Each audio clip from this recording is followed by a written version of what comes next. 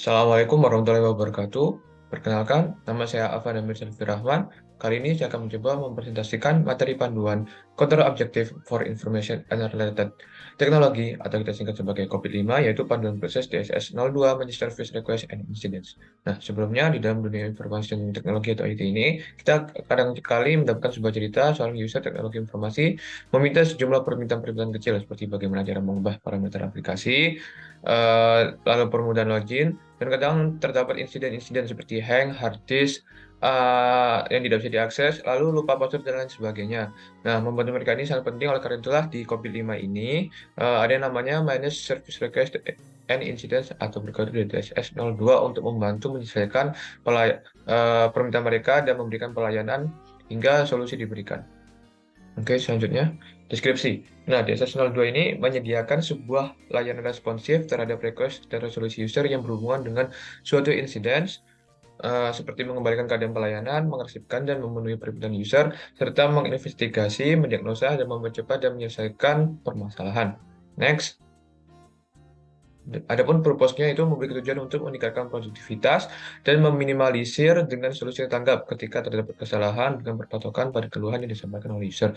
Nah, intinya bagaimana kita ini dapat mengelola berbagai kebutuhan dan permintaan pelayanan dan penanganan terhadap insiden-insiden. DSS 02 ini seperti helpdesk, namun bedanya itu hanya di lingkup internal perusahaan, dan untuk membantu hari user untuk mengorganisasikan IT hanya di dalam internal organisasi. Next adalah beberapa bidang IT memiliki hubungan goal yang sama dengan managed service request and incidents. Yaitu ada 04 managed IT related business risk dan yang 07 ada delivery of IT service in line with business requirements. Next. Tentunya ada pun proses goal yang setidaknya mampu dicapai dalam menerapkan DS 02 ini, yaitu seperti menjaga agar pelayanan IT related selalu bisa digunakan, masalah dapat diselesaikan dengan persetujuan service level, dan yang ketiga adalah pemberian pelayanan permintaan diselesaikan itu dengan agreed on service level dan sampai kepuasan pengguna terpenuhi atau sampai insiden dan request selesai dengan solusi. Nah, adapun proses yang penting yang dapat dilakukan dalam DS 02 atau practice management. Antara lain yang pertama adalah define incident and service request classification scheme. Nah, yang di sini kita tuh harus mampu mendefinisikan segala jenis insiden yang dapat terjadi dan dapat mengklasifikasikannya ke beberapa skema request yang biasa dibutuhkan atau diajukan oleh user.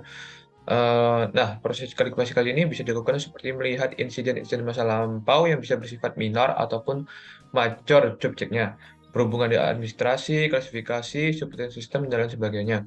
Di sini pihak DS 002 di organisasi itu harus bisa atau mampu mengklasifikasikan jenis-jenis atau insiden apa saja yang bisa diajukan, yang biasa diajukan oleh user untuk bisa ditangani.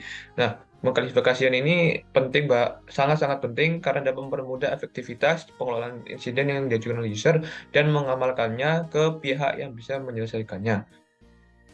Lalu yang kedua ada record, classify, and prioritize request and incidents.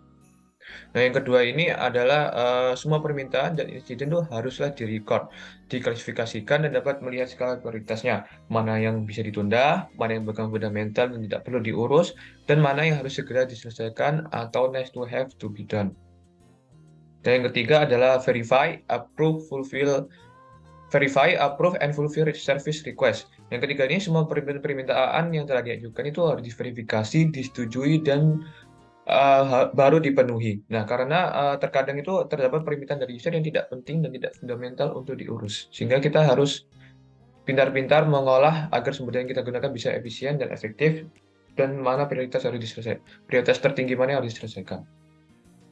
Nah, selanjutnya adalah investigate, diagnose, and allocate incident. Nah, apabila insiden sudah diinvestigasi, maka selanjutnya adalah didiagnosa dan dicari akar masalah insidennya. Hal ini perlu dilakukan dan dicatat agar ketika suatu nanti, jika insiden terjadi itu bisa ditangani dengan cepat ataupun tidak terjadi lagi. Penanganan insiden baru maupun lama ini nantinya akan sangat berguna sebagai knowledge atau database biar di kemudian hari itu insiden-insiden yang berpotensi muncul atau sebelumnya pernah terjadi itu tidak akan pernah terjadi lagi. Nah, yang kelima adalah resolve and recover from incident. Bagaimana cara kita mengembalikan sistem ke keadaan semula sebelum insiden terjadi atau merecovery-nya. Karena terkadang setelah insiden terjadi, sistem mengalami perubahan dan kita harus mampu mengembalikan lagi ke keadaan semula sebelum insiden itu terjadi. Dan yang keenam adalah call service request and incidents. Nah, setelah request selesai diberikan dan setelah insiden berakhir, maka harus ada titik mengatakan bahwa insiden sudah ditutup dan sudah dipenuhi request-nya. Hal ini dilakukan agar sumber daya yang kita gunakan tadi bisa dialokasikan ke tempat penanganan yang belum selesai. Hal ini juga dapat menandai bahwa insiden itu telah ditangani secara sungguh-sungguh. Karena kalau tidak, bayangkan saja apabila insiden itu tidak ditangani dengan sungguh-sungguh, tidak dilakukan call service request and incidents, nanti akan jadi lupa ditangani dan request itu lupa dipenuhi, sehingga masalah akan mengambang di mana-mana dan ini akan merugikan perusahaan. Dan terakhir adalah track status and progress report. Nah, pelaporan dan track status ini dilakukan agar dapat menjadi pelajaran untuk memperbaiki sistem, agar kita mempunyai catatannya dan di kemudian hari request insiden yang sama itu dapat ditangani dengan cepat ataupun mengembangkan sistem agar tidak terjadi permasalahan atau insiden yang sama. Baik, sekian dari saya. Terima kasih atas perhatiannya. Mohon maaf apabila banyak kekurangannya tentang materi Kopis Desenal 2 Manager Service Request and Incidents ini. Wassalamualaikum warahmatullahi wabarakatuh.